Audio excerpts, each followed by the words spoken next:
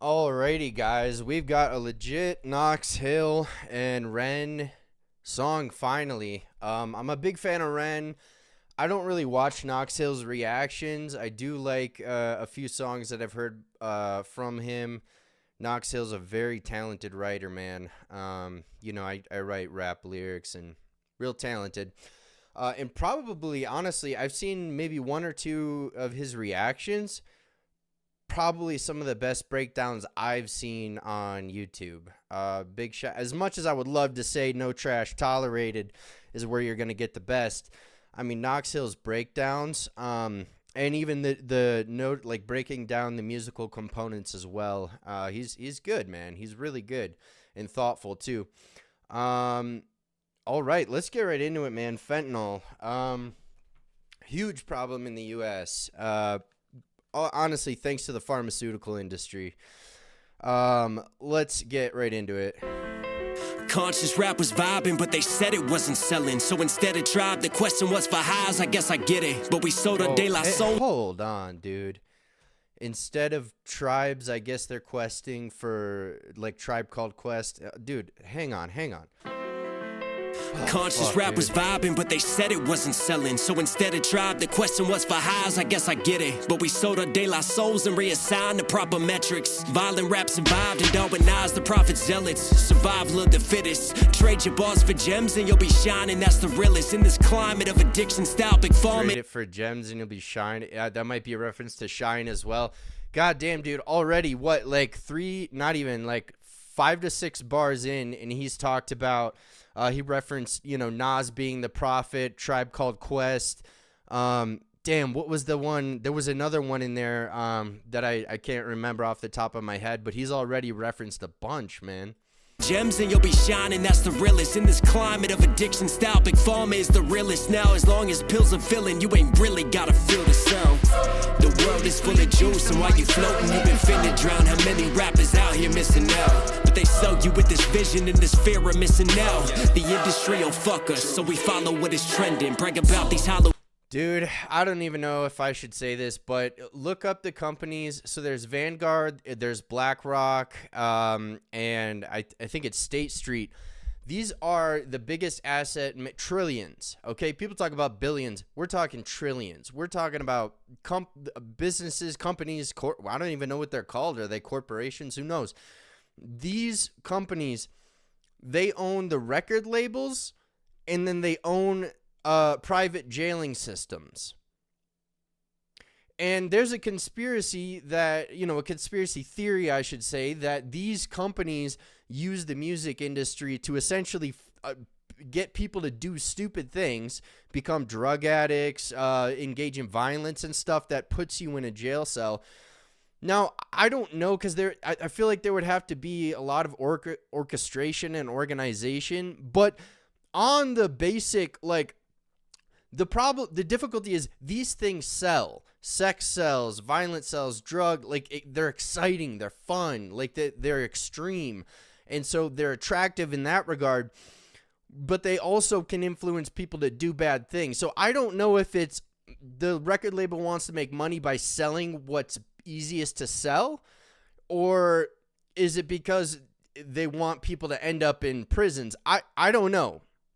A lot of these things are owned by the same, not even parent companies. It's different than that. But I gotta say, dude, and they own the pharmaceutical companies too, man. Some of these have their tentacles in the pharmaceutical companies, dude. I hope I don't get shut down for even saying BlackRock and State Street and mentioning that these asset management companies own.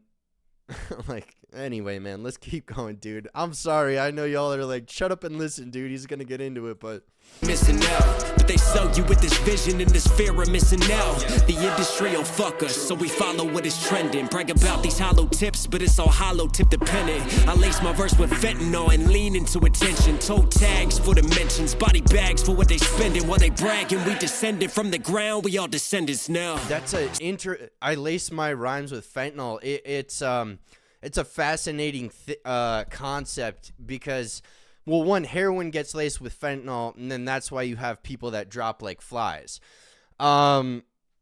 man, so many layers in there, lacing the bars with fentanyl. It's like, okay, so is he saying that he's sedating people and then also addicting them, but also doing damage with the bars? That's what the industry does with the bars. Like, I mean, I think that's kind of what he means to express, and I've got to agree with let's just keep going, man. Sinners don't sleep in this broken town, trading their souls for some golden brown. Feel the release, come back down.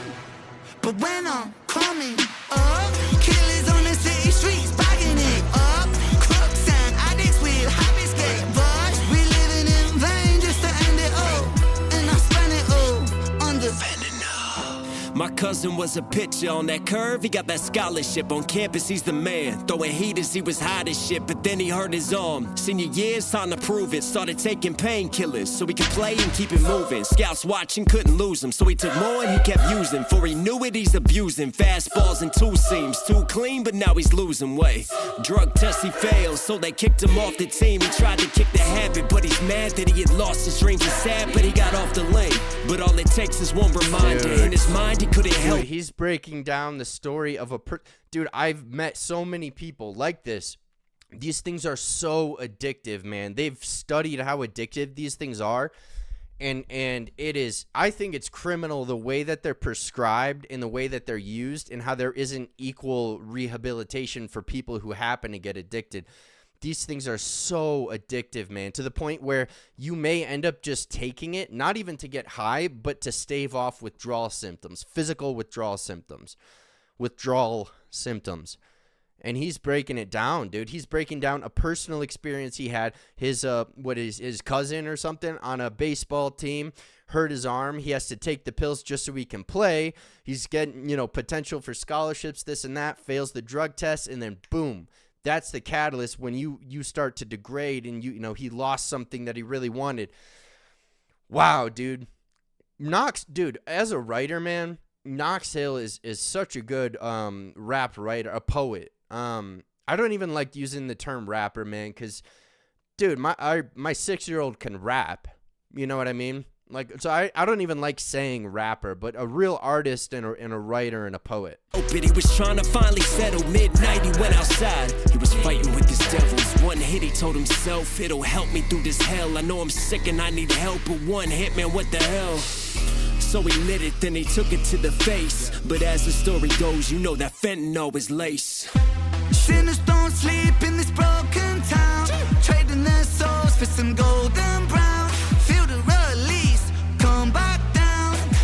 But when I'm coming up, killers on the city streets, bagging it up.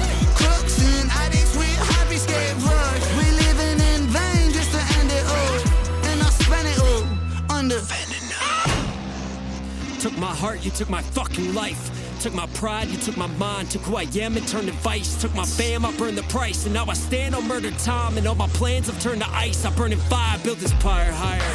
I'm wired in this dopamine, get higher. Still a broken fiend, supplier of the hopeless dreams. When it's all smoke, the only rope's the one that chokes. Will they remember me? Take all my memories and light them on this fire. Fire for the crooked dealer. Dude, even just, I have to comment on the writing, dude. The high on the dopamine, I'm a broken fiend, and he carried that for like 4 bars, man. I mean, yeah.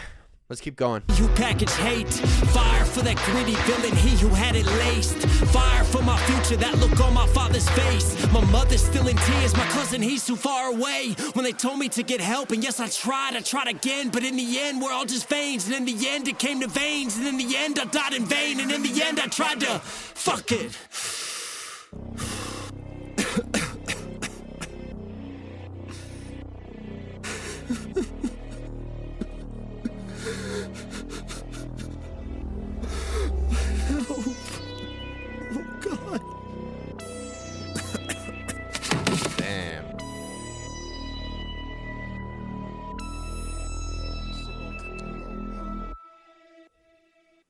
So there's 30 more seconds, but real quick, I like that there's like the analogy to rap throughout the whole song. And then in that bridge, it gets super dark, man.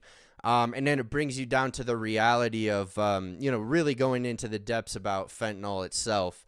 because the beginning of the song, there's that kind of analogy, and he's, making comparisons, similarities to I should say industry hip hop, really industry music. And then in the end, that bridge, it really just degenerates into like really like first anger, greediness, and then just pure brokenness in that last little section there, man. Real cool. Hang on. The CDC reports that from 1999 to 2021, opioids, including fentanyl, have caused over 500,000 deaths in the U.S. And that doesn't even include people who were able to get out of it and their lives were changed forever. Normal people, just like normal people who might have had a few drinks on the weekend or something, but they had an injury and then took it because they needed to, and then, hit a point. Like, dude, when I got my, wisdom teeth taken out, I was put on Vicodin. Man, I took that stuff, and I think I had like 7 or 8 Vicodin left, but I took it for a little bit, and I was like, dude, I can't keep, because this shit is dangerous, man. Let's keep going. And Vicodin's actually not as bad as a lot of these other, synthetic painkillers. 500,000, man. Yeah, that's crazy, man.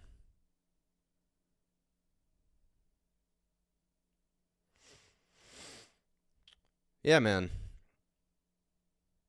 Yeah, if anybody's struggling, I mean, I think, at least if you live in the U.S., and probably in general, but especially in the U.S., everybody knows somebody who's like either or heard a story of somebody that they know who's had like some kind of a problem, or like they were, a regular person, so to speak, and then, they had an injury or something, and then, it just progressed. Like, because the idea is, like, if you're a drug addict, people think immediately in our brains, we kind of think like, oh, they're like, they've always been degenerate and like shady and crackheads or whatever, or like homeless, drug addicts. But there are plenty of people who they just simply had like a broken bone, like a broken leg, or they messed up their wrist.